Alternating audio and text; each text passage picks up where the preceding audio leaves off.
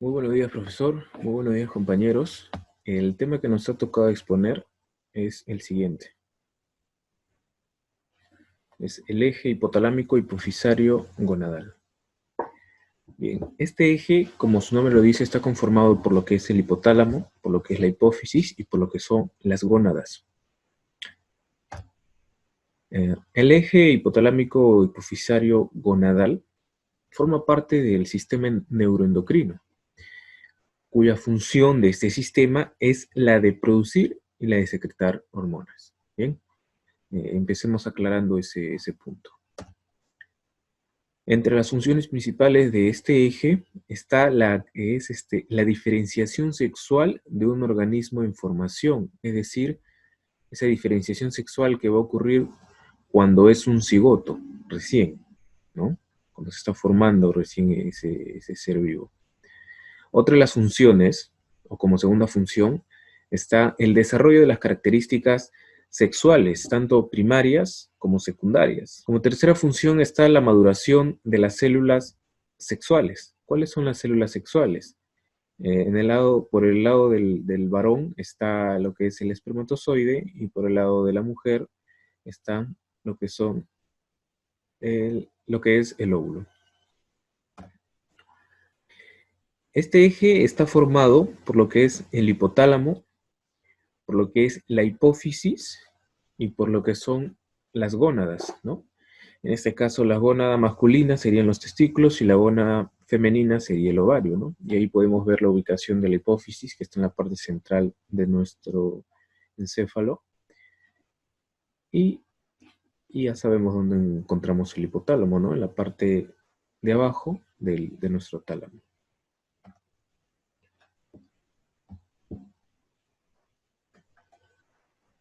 Bien, antes de empezar a entrar con mayor profundidad en este tema, debemos aclarar algunas definiciones, como son las siguientes.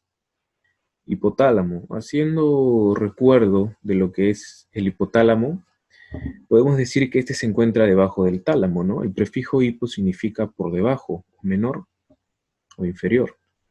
Eso no significa que tiene funciones inferiores o menores que el tálamo, sino que simplemente se encuentra por debajo de este. Otra de sus funciones específicas del hipotálamo es que actúa sobre la hipófisis, ¿no? Aquí entramos ya con respecto al tema del eje que vamos a desarrollar. Dice que debido a su cercanía del hipotálamo con la hipófisis, dice que el hipotálamo actúa sobre la hipófisis y regula su producción hormonal. Vamos a ver luego de qué forma sucede esto. Otra de las funciones del hipotálamo es mantener la temperatura corporal. Y por último está su relación o su influencia que ejerce, o la influencia que ejerce a través de la alimentación, la ingesta de líquidos, el apareamiento y la agresión. Entre algunas funciones de la hipófisis está que se encarga de segregar hormonas encargadas de regular la homeostasis. La homeostasis es el equilibrio corporal que nosotros tenemos, ¿no? El equilibrio en el organismo nuestro por dentro. Otra de las especificaciones de la hipófisis dice que se aloja en la silla turca, ¿no? En ese espacio situado en el cerebro, ¿no? En ese espacio óseo, que tantas veces hemos ido tratando en clase, ¿no? Y que fácilmente recordamos, ¿no? Como silla turca. Silla turca es donde está ubicado entonces nuestra hipófisis. Otro concepto es lo que se refiere a las gónadas, ¿no? ¿Qué es una gónada? Una gónada es una glándula genital, ¿no? Nuestra glándula genital, en el caso de los varones, los testículos, en el caso de las mujeres, los ovarios. Es una glándula genital masculina o femenina, ¿no? Otra especificación de esta dice que se encarga de generar los gametos o células sexuales. Los gametos o células sexuales, en el caso de los hombres son los espermatozoides, en el caso de las mujeres son lo que es los ovarios. Perdón, los óvulos. Perdón, los óvulos.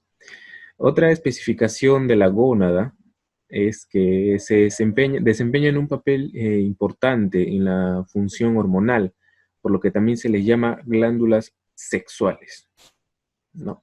Bien, hemos utilizado el término glándula, ¿no? Entonces, ¿a qué se refiere con glándula? ¿No? Dice que glándulas son un conjunto de células, las cuales las cuales, ¿no? ¿Cuál es este conjunto? Se encarga de sintetizar sustancias químicas como lo son las hormonas. Las hormonas, es decir, son sustancias, para luego liberarlas a menudo en la corriente sanguínea y en el interior de una cavidad corporal o su superficie exterior. Aquí está, ¿no? Lo que se refiere a hormona. Dice hormona, como bien mencionamos, es una sustancia que se segrega por células especializadas, localizadas en glándulas endocrinas, ¿no?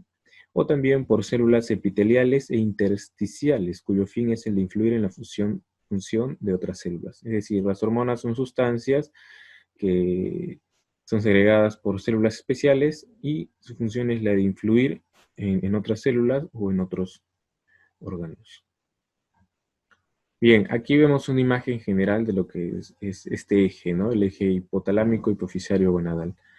Allí podemos ver que el hipotálamo está estrechamente ligado a lo que es la hipófisis, ¿no? Por eso su influencia, como expliqué anteriormente, ¿no? Ejerce una influencia directa el hipotálamo sobre la hipófisis. Y las gónadas, como bien sabemos, están en el organismo reproductor, en el organismo sexual reproductor de cada sexo. ¿Ok? Y ahí, como se ve, ¿no? El hipotálamo y la hipófisis obviamente están inmersos en el encéfalo, ¿no? Y específicamente en la parte central del encéfalo.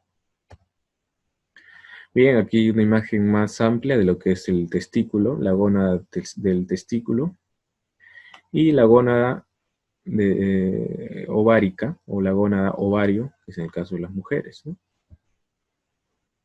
El proceso. ¿De qué forma sucede este proceso, ¿no? ¿Cómo se da a través de estos órganos? ¿Cómo sucede? Bien, dice que esto empieza con el hipotálamo, ¿no? Empieza desde arriba hacia abajo. Hipotálamo, hipófisis, gónadas, y luego sucede una retroalimentación negativa. Vamos a ver cómo se da. Bien, dice que empieza en el hipotálamo. El hipotálamo se encarga de producir la GnRH, que es la hormona liberadora de gonadotropina. Esta GnRH ejerce influencia sobre la hipófisis, lo cual va a hacer que la hipófisis produzca el FSH, que es la hormona folículo estimulante, y también la LH, que es la hormona luteinizante. Ambas hormonas son las gonadotropinas liberadas por la GnRH. Luego, estas hormonas, la FSH y la LH, van a presentarse en las gónadas, provocando, una vez estando ya en las gónadas, que se produzca la maduración sexual, ¿no? Y también lo que es la liberación de hormonas sexuales. Una vez que llega a esta parte final del eje, ¿no? Desde el hipotálamo hasta las gónadas, lo que van a hacer las gónadas es inhibir, es decir, retroalimentar negativamente, ¿no? Decirle al hipotálamo, tanto como a la hipófisis, alto, ya no más, detente, detengamos ya de producir hormonas, detengamos ahí el proceso y prácticamente le dice stop, ¿no? Y es así como funciona este eje, ¿no? Explicado con palabras simples.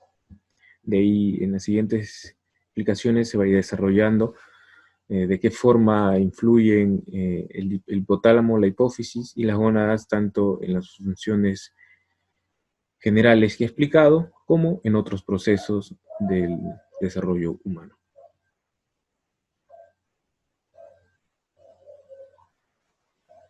Continuar con el eje hipotálamo, hipófisis, gonadal, ovario. Dentro del hipotálamo se liberan hormonas liberadoras de gonadotropinas, GnRH, lo que estimulan la hipófisis, y se libera la FSH, que es la hormona folículo estimulante, y LH, que es la hormona luteinizante. Estas hormonas van a actuar sobre el ovario en la producción de estrógenos, principalmente el estradiol, que va a dominar en la primera fase del ciclo menstrual, es decir, desde que se inicia hasta la ovulación. También va a presentarse progesterona, pero esta va a dominar en la segunda fase del ciclo menstrual. Otra función es que va a estimular el crecimiento y maduración del folículo ovárico hasta llegar a la ovulación. Todo esto con el objeto de lograr la reproducción. En el ovario, la FSH y LH se unen a las células de la granulosa y la teca para estimular la foliculogénesis, que es el proceso de maduración del folículo ovárico, y la producción ovárica de diversos esteroides sexuales, estrógenos, progesterona y andrógenos, péptidos gonadales como activina, inhibina y folistatina y factores del crecimiento. Entre otras funciones, estos factores derivados del ovario retroalimentan al hipotálamo e hipófisis para inhibir o aumentar la secreción de GnRH, que lo vamos a ver a mayor detalle en el ciclo menstrual. Algunas hormonas importantes son los estrógenos, la progesterona y andrógenos. Los estrógenos y progesterona son hormonas sexuales femeninas. Los estrógenos son producidos por los ovarios, la placenta durante el embarazo y en menores cantidades por las glándulas adrenales. Los principales son la estrona, el estradiol y estriol. Como ya mencionamos, el estradiol va a ser muy importante en la primera fase del ciclo menstrual. La progesterona es una hormona involucrada en el ciclo menstrual femenino y el embarazo, que influyen en el desarrollo sexual durante la pubertad y están relacionadas con la reproducción. Mientras que los andrógenos son hormonas sexuales masculinas segregadas principalmente por testículos, pero también vamos a poder encontrarlas en los ovarios de la mujer, principalmente la testosterona. El ciclo menstrual.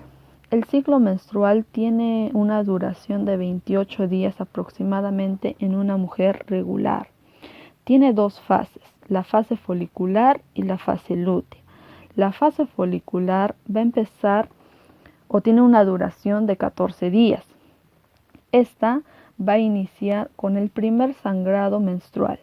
El aumento de FSH va a ser importante para que se empiecen a desarrollar los folículos. Los folículos van a empezar a madurar y con esto se comienza a producir estrógenos paulatinamente. Los estrógenos van a ir produciéndose de baja a media, que van a inhibir la producción de FSH y van a mantenerla baja. Pero cuando los estrógenos van a subir considerablemente, hace que ahora se va a generar un aumento brusco de FSH y aún más de LH. Este aumento brusco de FSH hace madurar el folículo y el aumento brusco de LH va a ser fundamental para producir la ovulación. Aquí pasamos a la fase ovulatoria. Se produce la salida del óvulo del folículo y lo que queda del folículo se va a convertir en un cuerpo lúteo y pasamos a la segunda fase lútea. Se va a producir mucha progesterona y estrógenos en esta fase. La progesterona va a empezar a subir considerablemente, mientras que los estrógenos va a ser en menor medida. Entonces, alta progesterona en presencia de estrógenos va a ser inhibidora de GnRH y por consecuencia también va a inhibir la FSH y LH. Al no haber GnRH, se inhibe el desarrollo de nuevos folículos. Si no hubo fecundación al cabo de unos días, el cuerpo lúteo se va a ir degenerando. Al degenerarse, se empieza a disminuir la producción de progesterona y estrógenos. Y en ausencia de progesterona y estrógenos, se va a iniciar nuevamente el ciclo menstrual. Como vimos, la LH y FSH va a actuar cada una en su momento durante el ciclo menstrual. Esquema para poder entenderlo mejor. La hormona liberadora de gonadotropinas por parte del hipotálamo, la cual llega a la hipófisis, va a estimular y liberar hormona luteinizante y hormona folículo estimulante. La hormona folículo estimulante va a provocar el crecimiento de los folículos y aumentar la producción de estradiol, mientras que la hormona luteinizante provoca la ovulación y que el folículo se convierta en el cuerpo lúteo, y este se encarga de producir progesterona, estradiol, que cuando están en altas concentraciones ejercen una retroalimentación negativa sobre el hipotálamo, lo que ocasiona el descenso de producción de GnRH y por ende también disminuye la producción de FSH y LH. Esta disminución provoca la regresión del cuerpo lúteo y con esto también se va a disminuir la producción de estradiol y progesterona, provocando que inicie nuevamente el ciclo menstrual. Vamos con el eje hipotálamo hipófiso gonadal y la salud mental en la mujer. Aquí tenemos lo que es el síndrome ovario poliquístico, la perimenopausia y la menopausia. Estos dos últimos son periodos que toda mujer pasa, mientras que en el síndrome ovario poliquístico es un trastorno hormonal frecuente en mujeres en edad reproductiva. Las mujeres con este síndrome pueden tener periodos menstruales con poca frecuencia o prolongados o niveles excesivos de hormona masculina. Se pueden formar varias acumulaciones de folículos en los ovarios y estos no podrían liberar el óvulo de forma regular. Es posible que por la aparición de esta hormona masculina andrógenos se dé lo que es el hirsutismo, que es el desarrollo excesivo del vello, lo que hace ver a la mujer una imagen corporal negativa de ella misma y quienes la padezcan no se sientan atractivas. La disfunción menstrual y la no ovulación puede provocar inquietudes sobre la identidad femenina y los problemas de fertilidad pueden causar sufrimiento emocional y afectar las relaciones y también puede llevar a una depresión. En la perimenopausia se refiere al tiempo durante el cual el cuerpo produce la natural transición a la menopausia. Marca el final de los años reproductivos. Los ciclos menstruales podrían cortarse o alargarse y en algunos el ovario no libera el óvulo. Se han demostrado mediante estudios que mujeres que pasan por este periodo sufren malestar emocional, principalmente el trastorno depresivo, que es muy común. Se dan también lo que son cambios de humor, sensibilidad, irritabilidad y también se presenta lo que es el trastorno del sueño. En la menopausia, que es el momento que marca el final de los ciclos menstruales, suele ocurrir naturalmente con mayor frecuencia después de los 45 años. Se produce porque los ovarios de la mujer dejan de producir las hormonas, estrógenos y progesteronas. En el periodo de menopausia ya no quedan folículos, es incapaz de producir una ovulación. Mujeres que pasan por este periodo muestran cambios hormonales que pueden afectar el estado de ánimo de las mujeres. Se presentan cambios de humor, irritabilidad, sensibilidad, se presenta lo que es la ansiedad, el estrés y la depresión. Buen día para todos. Continuando con la exposición tenemos el eje hipotálamo hipófisis gonadal testicular. Como apreciamos aquí tenemos un corte de un testículo, pero nos vamos a centrar aquí en los túbulos seminíferos, que aquí se va a producir lo que es la espermatogénesis. Al borde de estos túbulos tenemos las células de Leydig que están encargadas de secretar testosterona. Ahora, ¿cómo se produce esto? El hipotálamo genera el GnRH, a la hipófisis anterior, esta produce FSH y LH. El FSH es la hormona folículo estimulante y el LH la hormona luteinizante. Esas de acá van a los testículos, pero a lugares específicos. El FSH a los túbulos seminíferos y el LH a las células intersticiales o más conocidas como células de Leydig. Ahora, la hormona folículo estimulante tiene un proceso. Acordemos, hipotálamo, hipófisis, FSH al túbulo seminífero. Pero acá haciendo un agrandamiento del túbulo seminífero, vemos que no solamente se queda ahí, sino se va a la célula de Sertoli. ¿Para qué? Para que se inicie el proceso de espermatogénesis. Pero el FSH no solamente se encarga de esto, sino también produce inhibina o hace lo que es la retroalimentación negativa.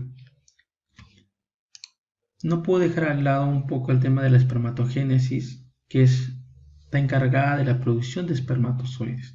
Esto dura entre 62 a 75 días, que se extiende desde la adolescencia a durante toda la vida. Hay unas alteraciones en la espermatogénesis, como podemos ver, de forma, de cantidad, de número o de movimiento. Justamente esta hormona del FSH, si no llega pues esta hormona bien para la producción, se llega a estas alteraciones. Ahora pasamos a la hormona luteinizante o LH. Vamos de nuevo aquí. El hipotálamo genera el gen RH a la hipófisis. Este de aquí va a generar la hormona LH.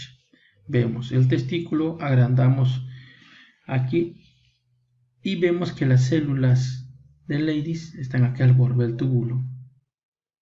Aquí. Pero esto que va a generar testosterona. La hormona luteinizante más que todo es que genera testosterona. Ayuda obviamente lo que es la espermatogénesis también. Y también hace una retroalimentación negativa a la hipófisis y al hipotálamo. Aquí para por lo menos ver más extendido la imagen del túbulo seminífero. Testículo, agrandamos un túbulo y aquí incluso en corte vemos todo este túbulo seminífero. Y aquí adentro tenemos las células de Sertoli. Y acuérdense, las células de Sertoli ayudan al proceso de espermatogénesis. Vemos aquí.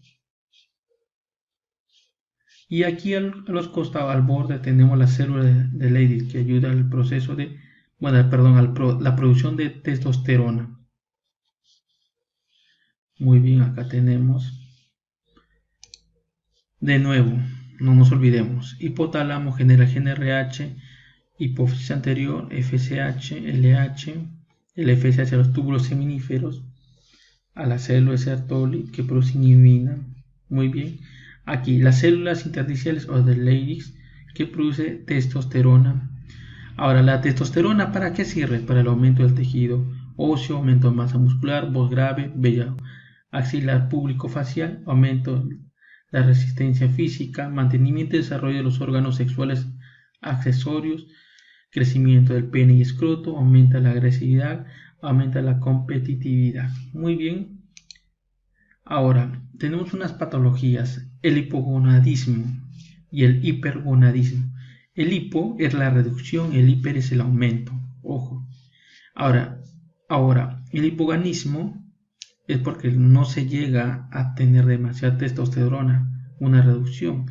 ¿Y qué llega a pasar? La reducción del impulso sexual, disfunción eréctil, bajo encuentro de espermatozoides, agrandamiento de los pechos. En el caso del hipergonadismo, los cambios de humor muy brusco, dificultad para orinar, crecimiento excesivo del vello corporal, aumento de la producción de grasa provocando acné, piel y cuero cabelludo graso, aumento de circunferencia abdominal, es cuando demasiada testosterona se produce. Aquí tenemos lo que es el tumor testicular de células de Leydig.